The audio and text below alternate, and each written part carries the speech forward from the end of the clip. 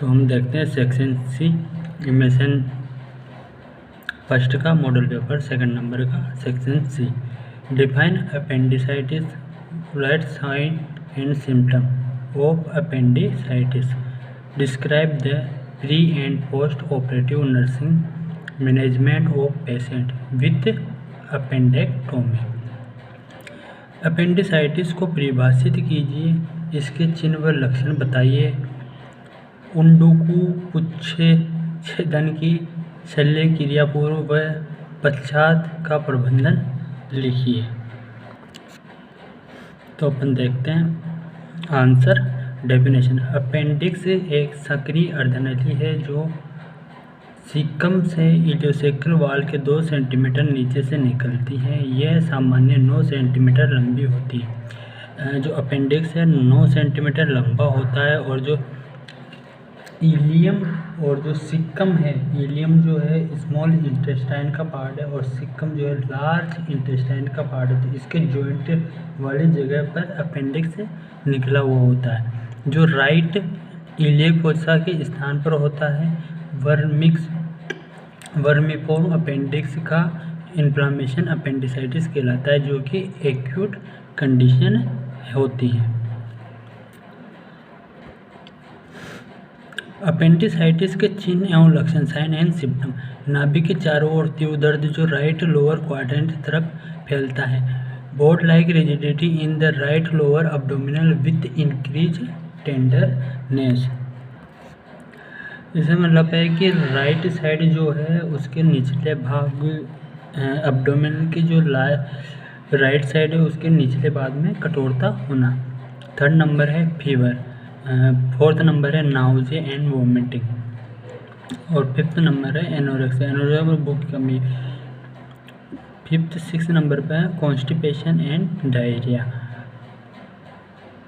6-7 number पे है रोसिंग pen. पेट के निचले क्वाड्रेंट पार्ट को पाल्पेट करने पर राइट लोअर क्वाड्रेंट पार्ट में पेट के जो निचले जो क्वाड्रेंट पार्ट है उस पर अगर प्रेस करते दबाते हैं तो वहाँ पर पेन फील होता है, जिसे रोसिंग पेन कहते हैं। उसके अलावा 8 नंबर का फोसा साइन। इसमें लेग का जो हिप जॉइंट होता है उसको दबाने पर, उसको फिक्सेशन करने पर दर्द होता है। इसमें जो लेफ्ट हिप जॉइंट जो है उसको मोड़ने पर दर्द होता है। मरीज के प्री ऑपरेटिव देखभाल। मरीज को सर्जरी के कुछ घंटों पूर्व खाने को कुछ नहीं देना चाहिए। जो सर्जरी कर रहे हैं उससे पहले कुछ भी खाने के लिए नहीं देंगे। डॉक्टर द्वारा लिखे सभी इन्वेस्टिगेशन करवाएंगे। डॉक्टर जो इन्वेस्टिगेशन यूनिवर्सिटी लिखेगा वो सभी करवाने हैं। मरीज के रिलेटिव के जनरल कंसर्न लेना और रिलेटिव से सर्जरी के बारे में बताना।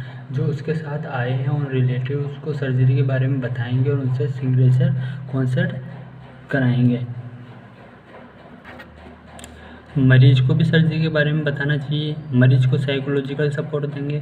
डिहाइड्रेशन को रोकने के लिए आईवी द्वारा फ्लूइड इन्फ्लुएंस प्रदान किया जाता है। जो डिहाइड्रेशन की कंडीशन को रोकने के लिए आईवी फ्लूइड चढ़ाते हैं। मरीज के वाइटल साइन को चेक करेंगे। वाइटल साइन चेक करते रहेंगे। TPR BP।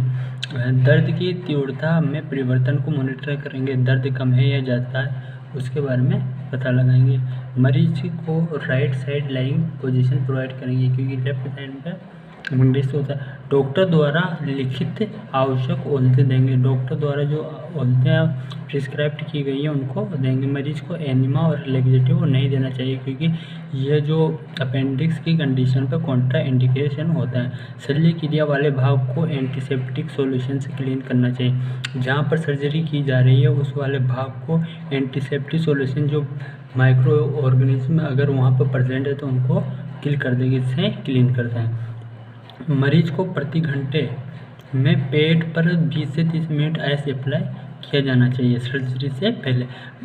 मरीज को OT में शिफ्ट करना चाहिए और मरीज को एंटीबायोटिक ड्रग एडमिशन करना चाहिए ताकि इन्फेक्शन की कंडीशन ना बने। पोस्ट ऑपरेटिव नर्सिंग देखभाल। पोस्ट ऑपरेटिव देखभाल क्या करेंगे? मरीज को OT से वार्ड में शिफ्ट कर देंगे। वाइटल साइन को 15 मिनट में चेक करते रहेंगे।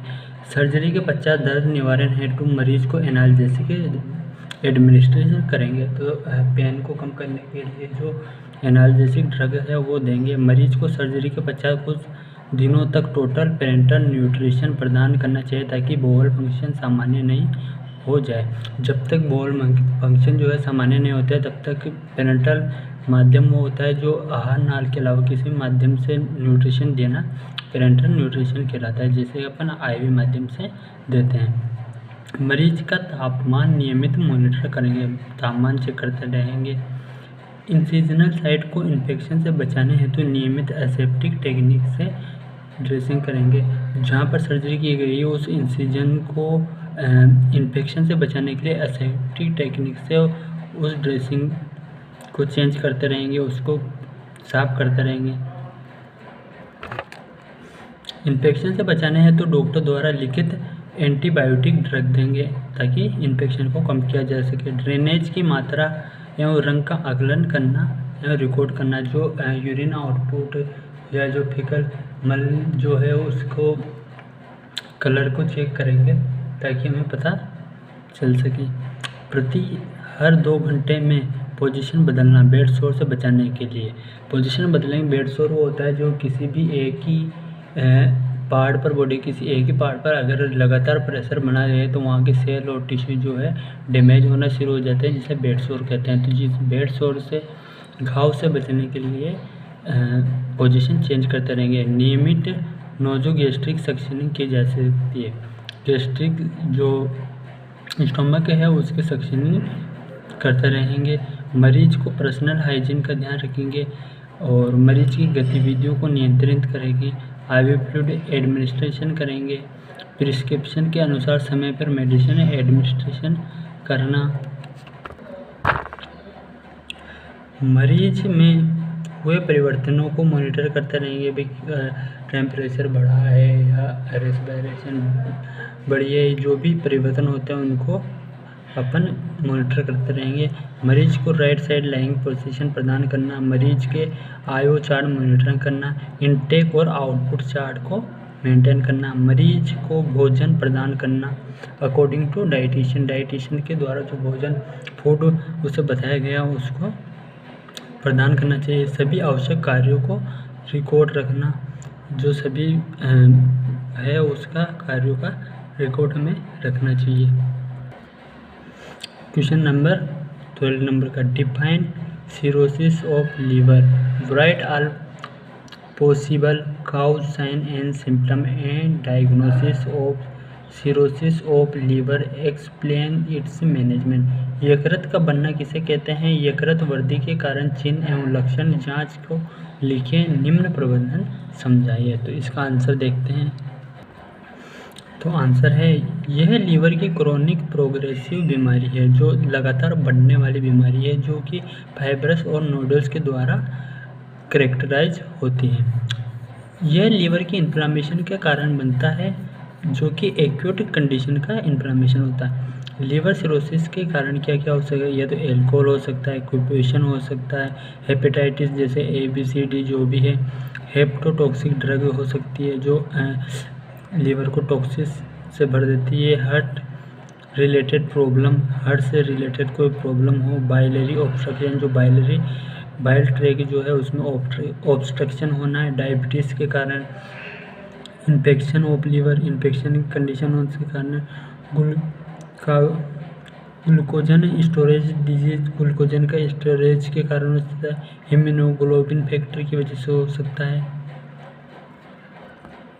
तो इसके क्लिनिकल लक्षण जो है साइन एंड सिम्टम जैसे अब्डोमिनल पेन, पेट में दर्द होना, एनोरेक्सिया भूख लगना, nausea and vomiting, oedema, weakness, कमजोरी आना, वेट लॉस वजन कम होना, हेमेटोमेसिस जो है इसका अर्थ होता है ब्लड इन वोमिटिंग। इसके अलावा मिलेना का मतलब होता है blood in stool, diarrhoea, constipation, amenorrhoea, loss of libido, abdominal distension, hepatoencephalopathy, spider angina. तो एब्डोमिनल डिस्टेंशन जो है इसका मतलब होता है पेट की जो साइज है वो बढ़ जाती है। हेप्टोइंसेफेलोपैथी, इसका मतलब है जैसे दिमाग, ये जो है हेप्टोइंसेफेलोपैथी ये दिमाग से जुड़ी हुई बीमारी है जिसमें ब्रेन फंक्शन जो है धीरे धीरे कमी आने लगती है। ये जो है लीवर से जुड़ी हुई बीमारी है क्योंकि लीवर रक्त की अशुद्धियों को बाहर निकालता है और इसमें क्या होता है कि लीवर जो है अशुद्धियों को निकालने में असमर्थ होता है, अशुद्ध बाहर नहीं निकाल पाता है, जिससे नसों में विषैले पदार्थ जमने लगते हैं, जिसका नतीजा ये होता है कि ब्रेन डैमेज होने लग जाता है। स्पाइडर एंजाइना यानी मकड़ी की एंजाइना, ये रक्त वाहिकाओं का एक समूह होता है। उसके अलावा नेक्स्ट है अल्टर्ड कॉन्शियसनेस, मतलब सचेतन रूप से परिवर्तन, एनीमिया, खून की कमी, जॉन्डिस, बिलिरुबिन लेवल बढ़ना, ब्लड में फीवर, साइनोसिस, ऑक्सीजन कमी, लॉस ऑफ सेंसरी फंक्शन, जो परसेप्शन है वो कम हो जाता है, एससीटीज मतलब पेरेंटल जो पेरिटोनियम कैविटी है वो में इन्फेक्शन होना, मोस्टली ब्रेथ ओड्यूर्स। इसके अलावा अपन इसके देखेंगे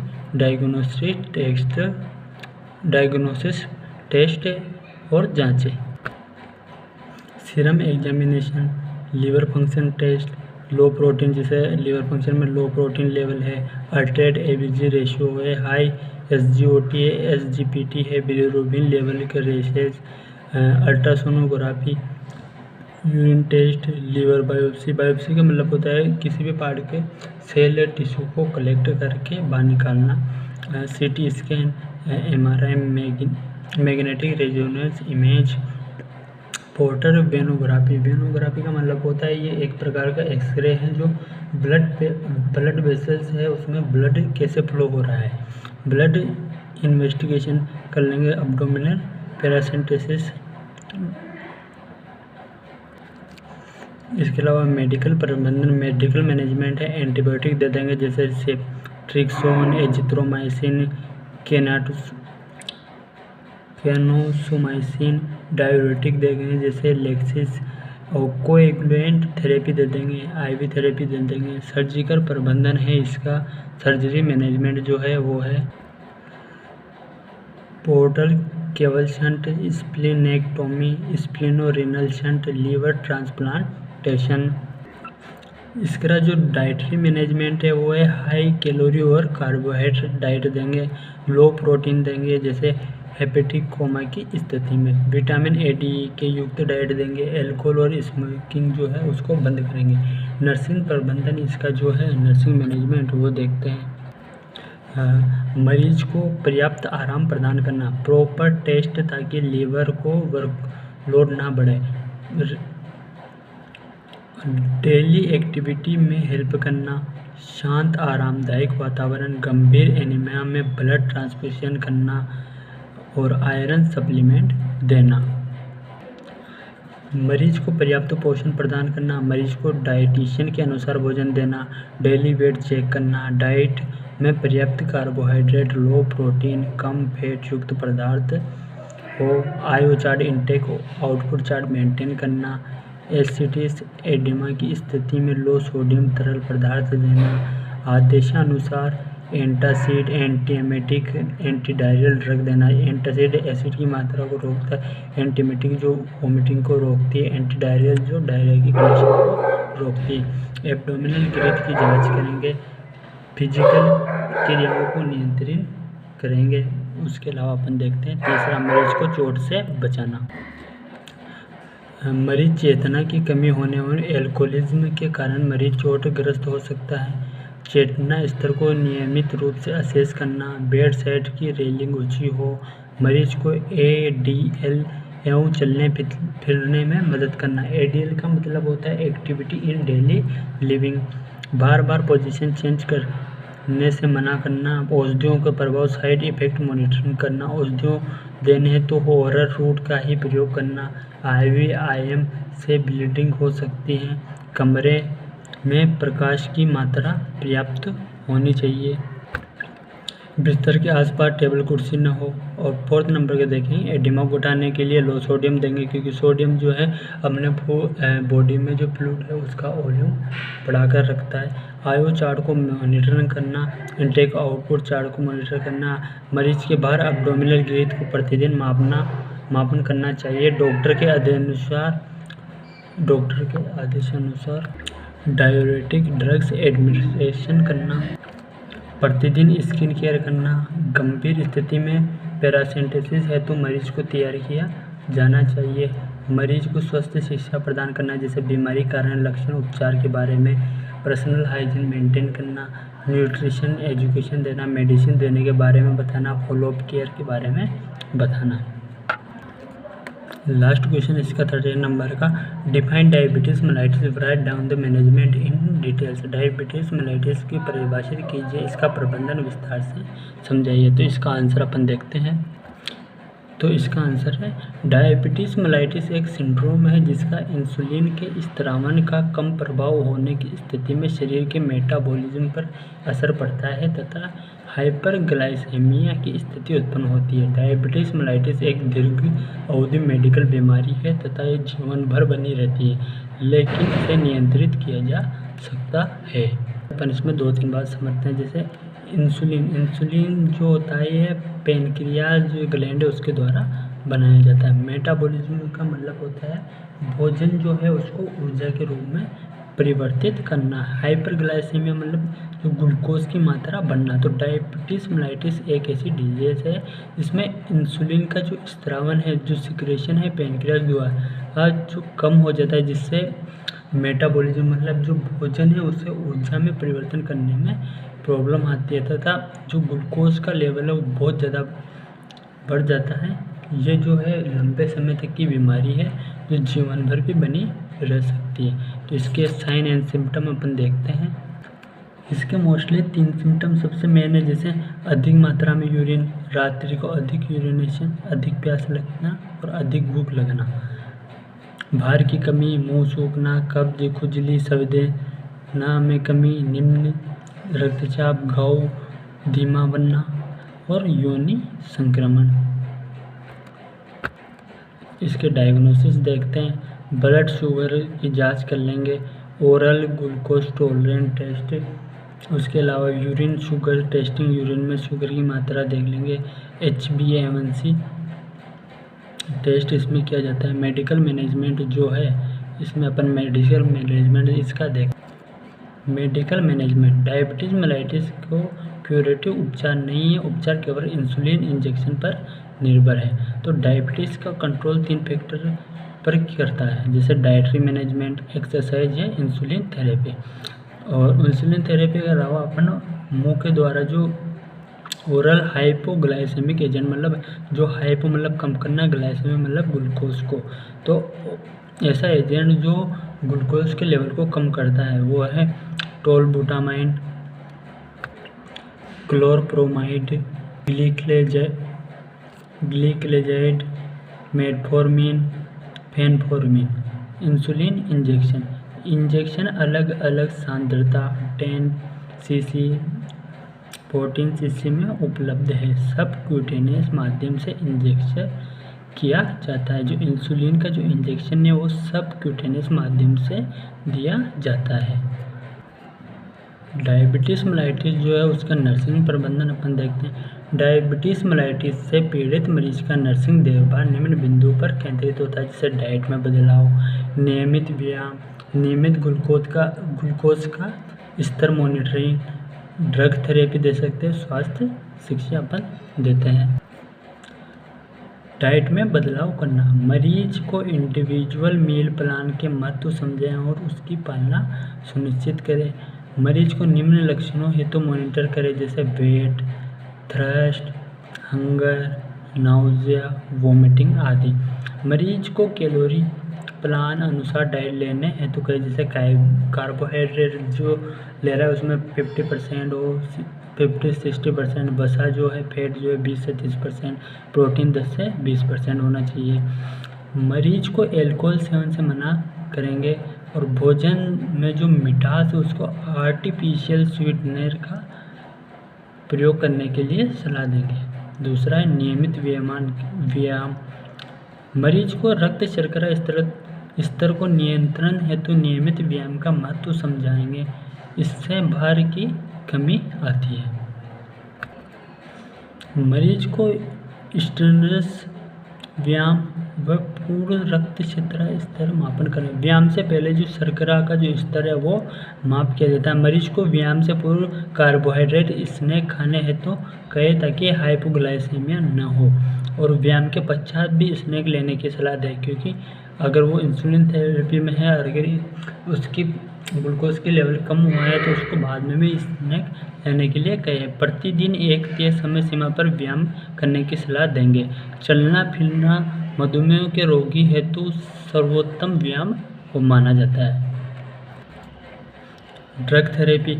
मरीज का इंसुलिन थेरेपी के प्रति रेस्पॉन्स को चेक करें। मरीज को इंसुलिन सेल्फ इंजेक्शन की तकनीक के बारे में बताया ताकि वो खुद ही इंसुलिन ले सके। मरीज के सक्रियता स्तर डाइट समय के अनुसार इंसुलिन की डोज का रिव्यू करें। मरीज को इंसुलिन डोज को एक्यूरेसी एवं मील टाइम का ध्यान रखने हेतु कहें ताकि हाइपोग्लाइसेमिया रोका जा सके। ओरल ड्रग्स के दौरान भी मरीज का ध्यान रखें। साइड इफेक्ट है तो मरीज को मॉनिटर करें। मरीज को डेंटल तथा स्किन केयर प्रदान करें। Glucose self monitoring. मरीज को स्वयं ब्लड शुगर स्तर मापना सिखाएं। Self monitoring of blood glucose का सर्वाधिक कॉमन तरीका ग्लूकोमीटर का प्रयोग करना है। मरीज को दिन में 2 से 4 बार self monitoring of blood glucose की सलाह दी जाती है। मरीज को डीप स्टिक्स का प्रयोग द्वारा यूरिन को ग्लूकोज को कीटोन बॉडीज की मात्रा चेक करना सिखाएं। उसके अलावा जो स्वास्थ्य शिक्षा हैं वो हम देंगे कि वे स्वयं की डाइट पर ध्यान रखना, व्यायाम शेड्यूल की पालना करना, समय पर ड्रग्स लेना, त्वचा की देखभाल तथा फूड केयर करना, जटिलताओं से लक्षणों को जानना जैसे कि कीटो एसिडोसिस और हाइपो